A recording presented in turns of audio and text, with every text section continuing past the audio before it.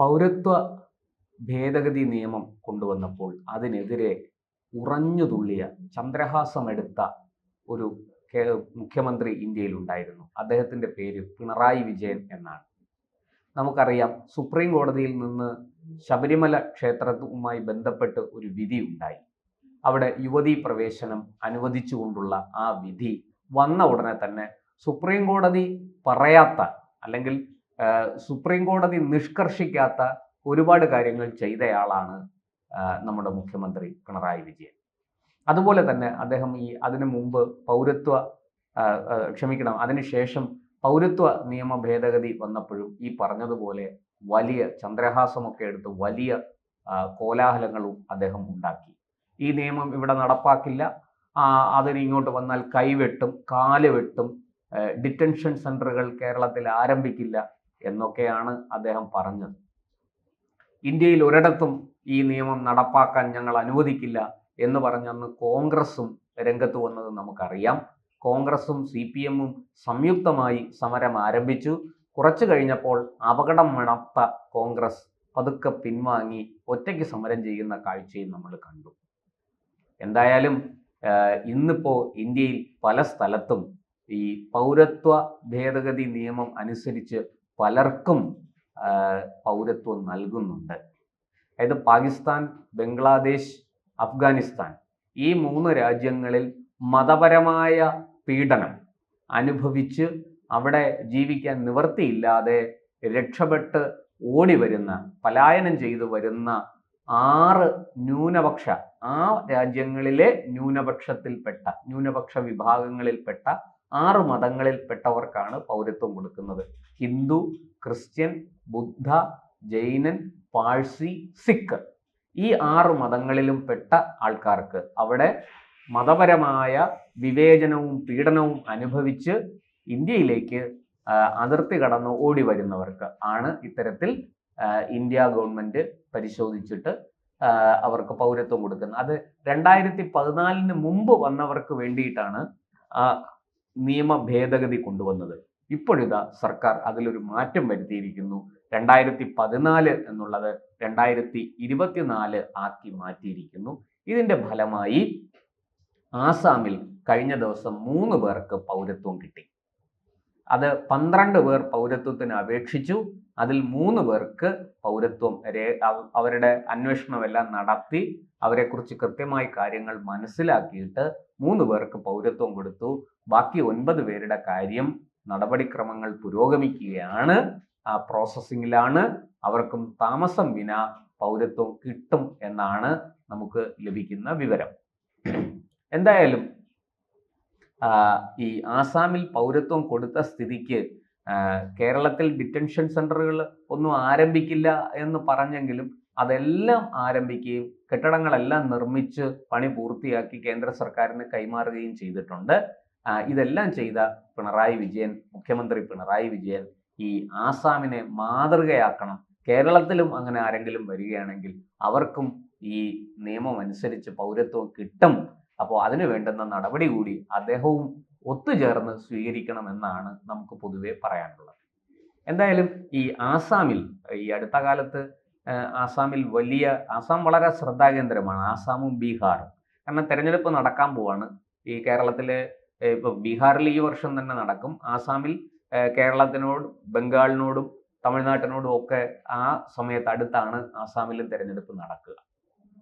അപ്പോൾ ആസാമിൽ ഇപ്പോൾ ഈ പറഞ്ഞതുപോലെ ഇത്തരത്തിൽ പൗരത്വം നൽകി, ഇങ്ങനെ വന്ന അഭയാർത്ഥികളായി വന്ന 3 പേർക്ക് പൗരത്വം നൽകി.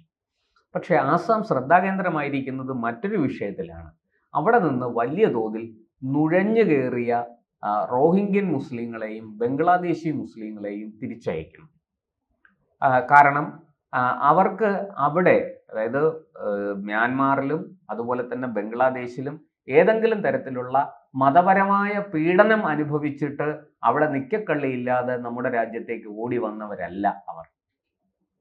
അങ്ങനെ വരുന്ന മുസ്ലിങ്ങൾക്ക് പൗരത്വം കൊടുക്കാനുള്ള നിയമം അല്ലെങ്കിൽ അത്തരത്തിലുള്ള ഭേദഗതി നമ്മുടെ നാട്ടിൽ ഈ പറഞ്ഞ CAA അമെൻമെന്റ്, സിറ്റിസൺഷിപ്പ് അമെൻമെന്റ് ആക്റ്റുമായി ബന്ധപ്പെട്ട് ഉണ്ടാക്കിയിട്ടില്ല.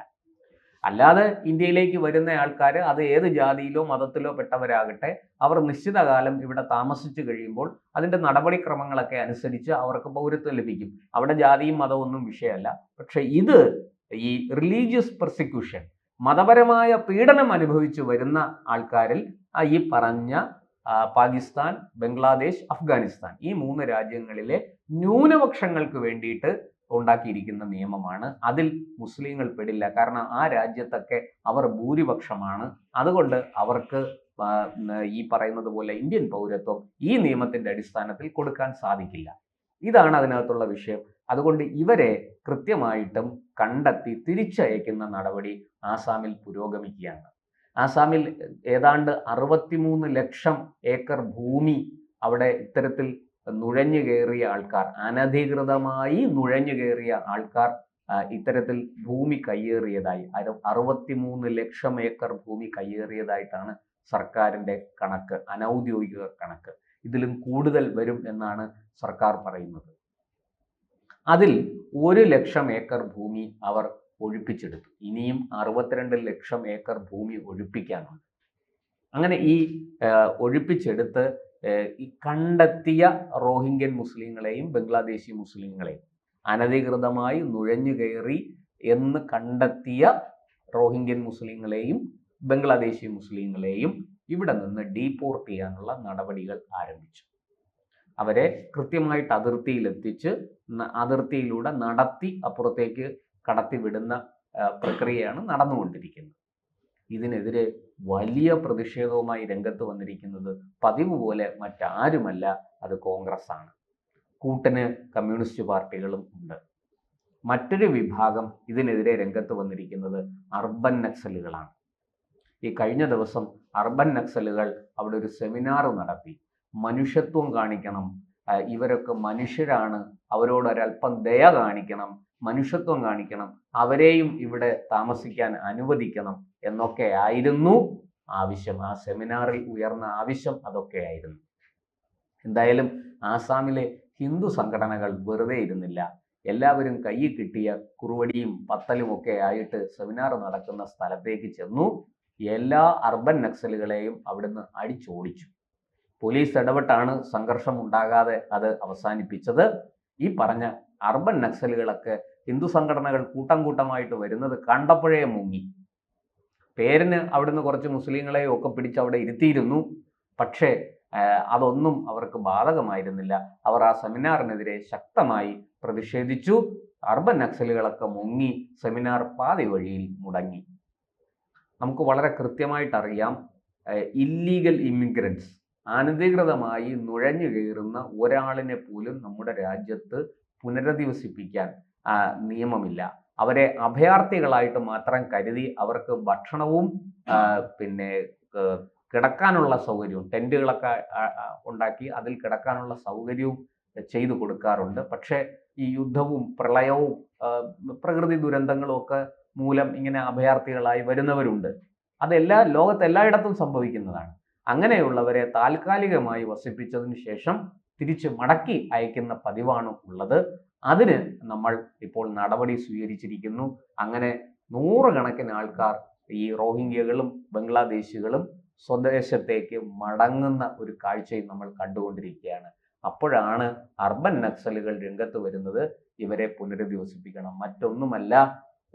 ഇവിടെ അവർക്ക് വ്യാജ വോട്ടർ ID കാർഡുകൾ കൊടുത്ത്, വ്യാജ ആധാർ കാർഡുകൾ കൊടുത്ത് അവരെ കൊണ്ട് വോട്ട് ചെയ്യിപ്പിക്കുക. ഈ വോട്ടുകൾ നഷ്ടപ്പെടാതിരിക്കാനാണ് കോൺഗ്രസും CPM ഒക്കെ ബഹളം ഉണ്ടാക്കുന്നത്. അതിൻ്റെ കൂടെ തൃണമൂൽ കോൺഗ്രസും ഉണ്ട്. തൃണമൂലിനും ബംഗാളിൽ വലിയ തോതിൽ ഇത്തരക്കാർ നുഴഞ്ഞു കയറുന്നവർ തൃണമൂലിനെയും സഹായിക്കുന്നുണ്ട്.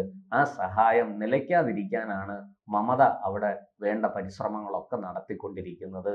എന്തായാലും ഇനി അത് ഒരുപാട് നാളൊന്നും ഓടില്ല. വളരെ കൃത്യമായിട്ട് സർക്കാർ നടപടിയെടുത്തു തുടങ്ങി കേന്ദ്ര സർക്കാർ. അതിൻ്റെ ഭാഗമായിട്ട് ആസാമിൽ നിന്നും ആസാം സർക്കാരിൻ്റെ സഹായത്തോടു കൂടി നുഴഞ്ഞു കയറിയ ആൾക്കാരെ കണ്ടെത്തി മടക്കി അയച്ചു കൊണ്ടിരിക്കുകയാണ്.